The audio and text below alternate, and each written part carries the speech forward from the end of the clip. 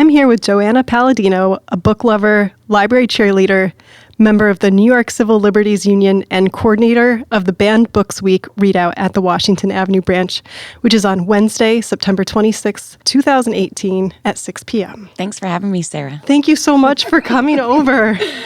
First, for our listeners, what is Banned Books Week? So Banned Books Week is a celebration that's been happening since 1982, where book lovers, booksellers, librarians, anybody who supports intellectual freedom, people who are against censorship, get together and celebrate the right to read and the freedom to be able to read. Basically, all of the rights that we have in our First Amendment, which is about free expression and access to ideals. So tell me about the NYCLU and how you got involved, and why is Banned Books Week important to the NYCLU? The New York Civil Liberties Union Capital Region chapter is pretty active here in the Capital District.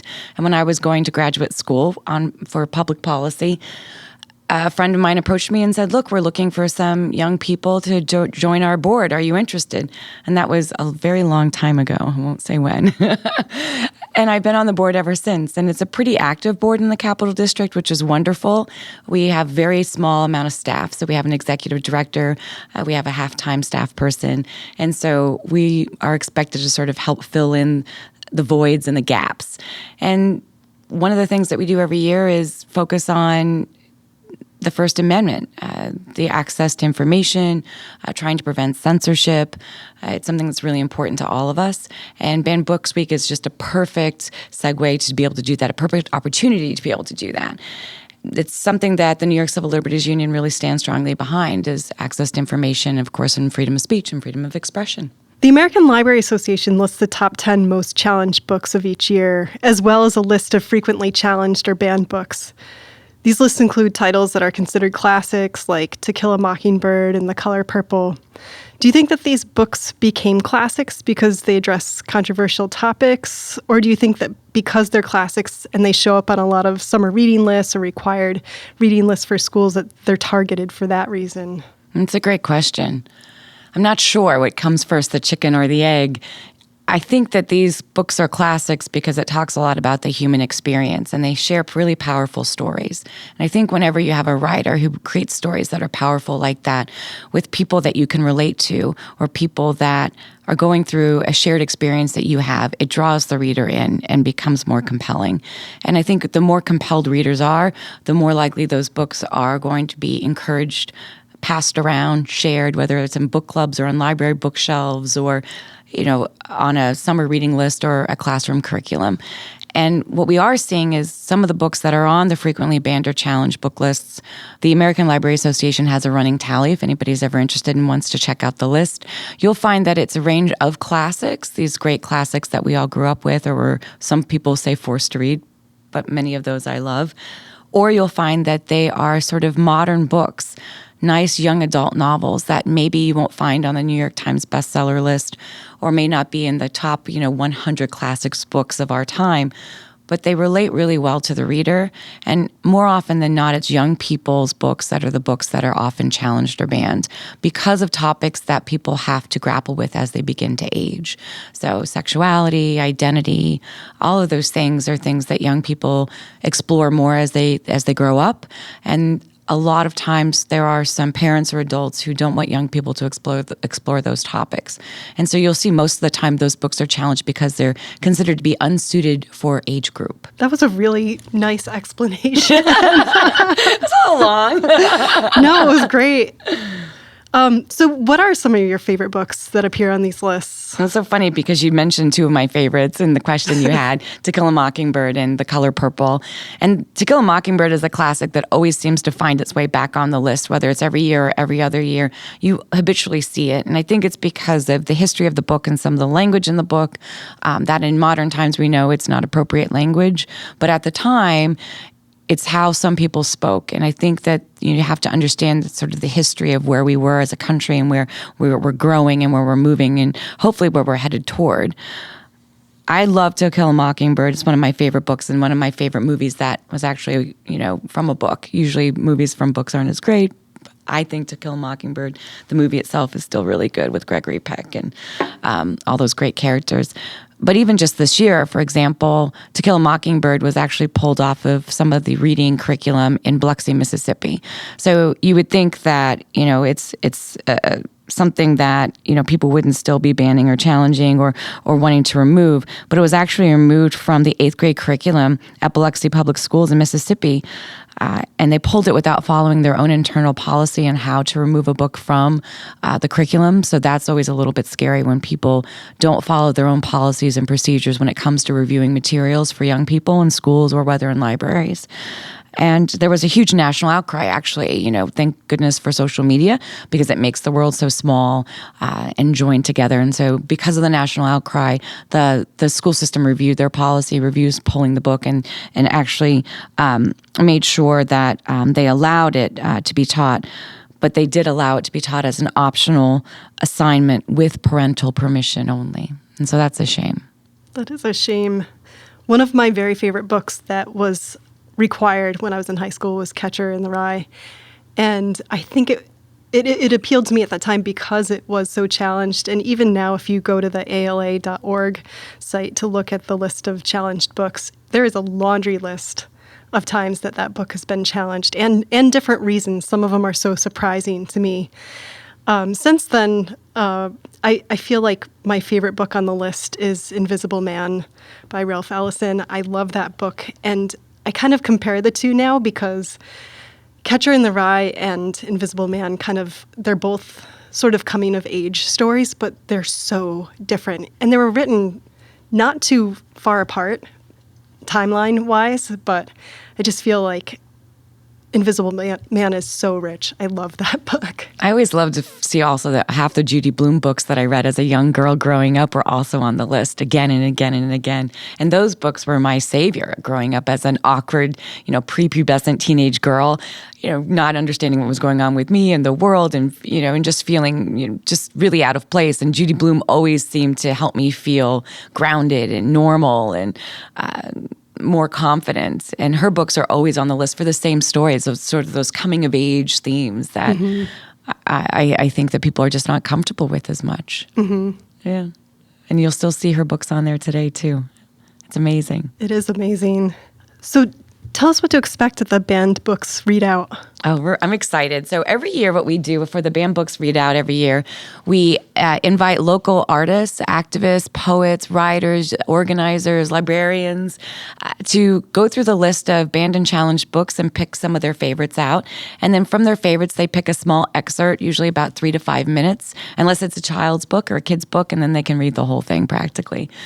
And they let us know what's going on with the book, and then they read this passage. And usually the passage has a lot to do with the theme of the year, something that's going on that's relevant, or just this beautiful emotional passage that just appeals to all of us as just human beings. And I always enjoy that part because you never know what they're going to pick. The audience doesn't really. I know because I'm asking them all to submit their topics, so we don't have everybody reading Catcher in the Rye. It'll make for a long night. It might be interesting to see everybody's take on Catcher in the Rye and all their favorite sections. But we want to shake it up a little bit and make sure that there's a good amount of variety. So we have already this year, we have 15 readers. We're already full. And we have gardeners, we have punk musicians, we have other musicians, rock and roll musicians. We have a union labor organizer, health and safety expert. And then we also have a local assemblywoman who's coming to kick us off and read. So who is that? That's Pat Fahey. Oh, my goodness. I know, she confirmed today, hopefully. Hopefully it still stays that way, Pat. Hopefully nothing pressing shows up that night and you can't make it. But we're really excited to have Pat kick us off and read. And I can't wait to see what book she picks and her selection. And the library executive director, the public library executive director, Scott Jarzombeck, joins us every year, and he's going to be reading from a Dr. Seuss book. I'm not going to tell you which one, so you'll come and be surprised. Excellent. Yeah, so it'd be really exciting. It's really neat. I love hearing people read, and it's really great to have actors peppered in because you get to hear them sort of perform these great passages. And it's just, it's really fun just to listen to these books. And some of the books are books you've read that are your old favorites. And it's like having your friend come home to visit after having not seen them for a while. It's like, oh, I forgot about that passage in that book, or it's been such a long time since I dusted off The Catcher in the Rye, or such a long time since I read Fahrenheit 451. Maybe I need to revisit this book again. So it's really one of my favorite things. I think I organize it just for the ability to sit there and listen to people read to me for a whole day. And it's like one of my favorite guilty pleasures. Plus we have treats and snacks. So I always get lots of candy. But that's really what you can expect. We have some banned books information that'll be available at the event as well. We give out great banned books bookmarks, so you can take those. We buy the History of Banned Book programs. We get about 50 of them. And so if you're curious about the history of banned books, you can come to the event and also get some really great banned book swag, which is wonderful. And then we'll always have information about the New York Civil Liberties Union Capital Region chapter, how to become a member, any information about the Constitution and things that are going on right here in your local community that help support the First Amendment and things that you should really know about. Thank you so much. Absolutely. Some things I just thought maybe we should just go over really quick, or maybe the top 10 banned books from this past year, maybe. Great idea. All right, good. So the first one is 13 Reasons Why by Jay Asher, and I'm hoping one of our readers selects this book. I've been kind of promoting it. I think somebody may be reading from it.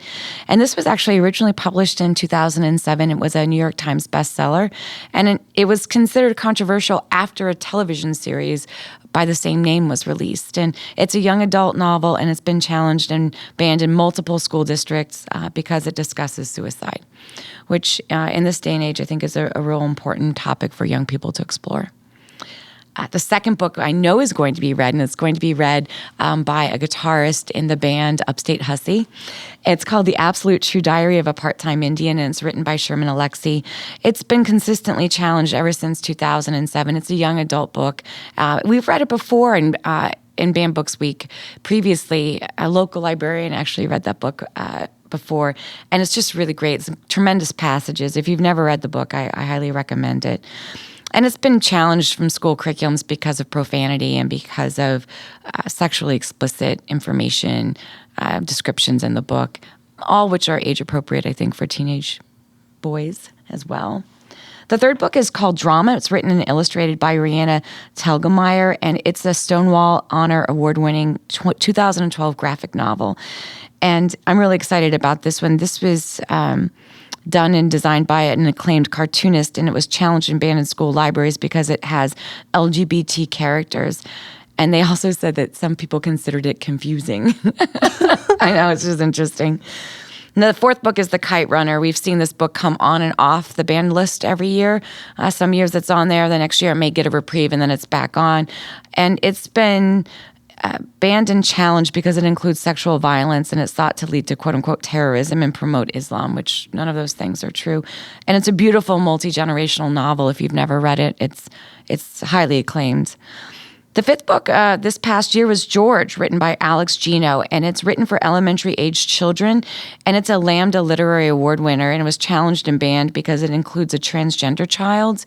And if anybody has transgender children or anybody knows a transgender child, it's a great book to be able to give a child because they can actually see themselves in a book, and so often books don't portray people like ourselves. The sixth book is Sex is a Funny Word, written by Corey Silverberg and illustrated by Fiona Smythe. And this is a 2015 informational children's book written by a certified sex educator. And it was challenged because it talks about sex education. And the point is that's exactly why it was written, to be able to help parents talk about sex with their children. And they said that they actually believed that it led children to want to have sex or to ask questions about sex. And actually, I know I didn't say we should bring up my day job, but I think I should now. So I work for the AIDS Institute in the Department of Health, and discussions about sex are really important, not for public health reasons, and also to make sure that we can help contribute to raising really healthy adults. So it's a great sex education book. If people are trying to find a sex education book for their children, I highly recommend that book. The seventh most challenged book for the past year was one of my favorites, To Kill a Mockingbird by Harper Lee. This is a Pulitzer Prize-winning novel. It's an American classic, and it continues to be banned because of violence and the use of the N-word. The eighth most banned book last year was The Hate You Give, and this was written by Angie Thomas. And it's won a number of awards and is actually considered to be one of the top most searchable book on Goodreads. And if you're an avid reader and you don't know how to keep track of the books that you want to read or you're reading, I really suggest Goodreads. It really helps me sort of keep things straight. And it's a young adult novel, and it's been banned in school libraries and different school curriculums because it was considered pervasively vulgar and because of offensive language, profanity, and drug use.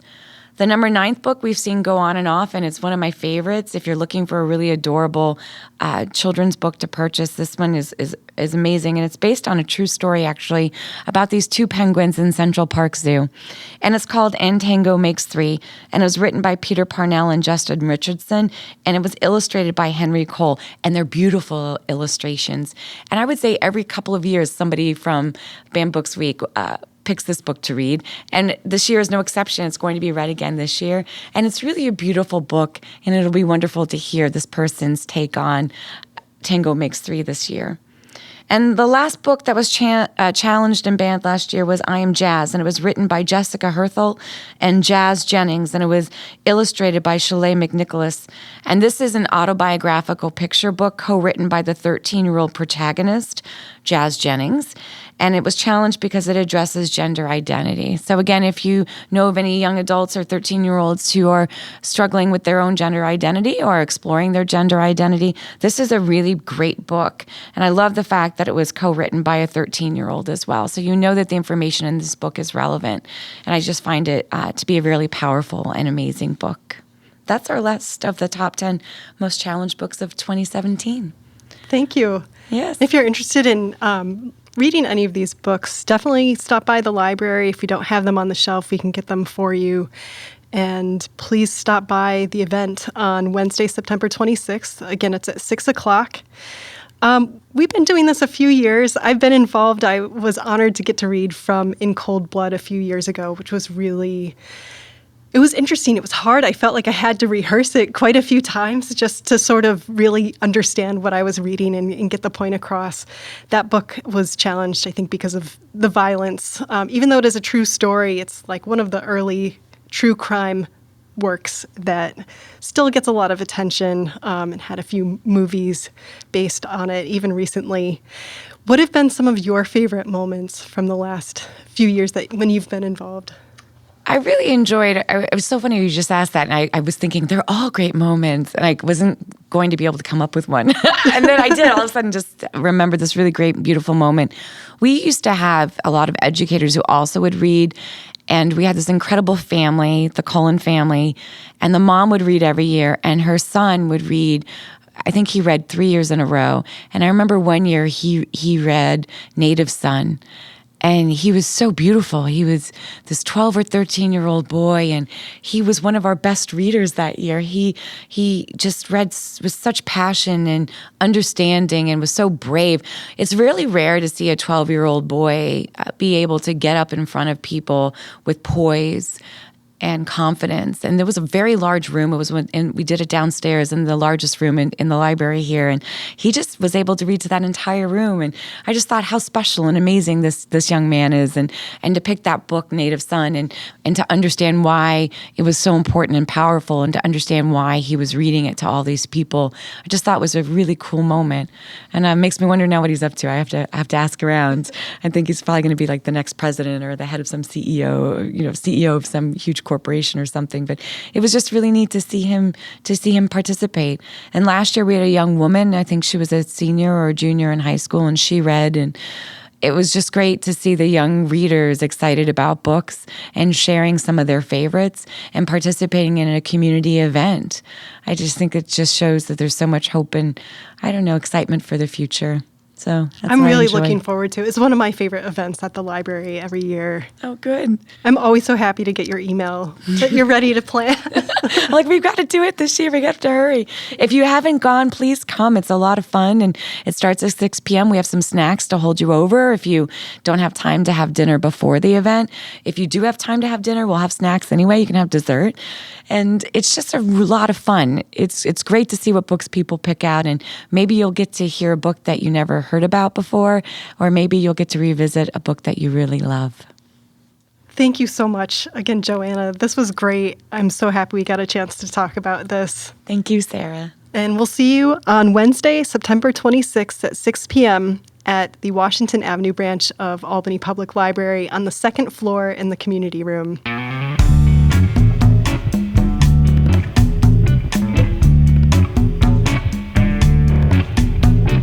Our podcast is produced by Sarah Clark, engineered by Ryan Slowey in the Albany Made Creative Lab. Theme song by Ryan Devine. We'll be back soon with another episode of the Albany Made podcast. Thanks again for listening.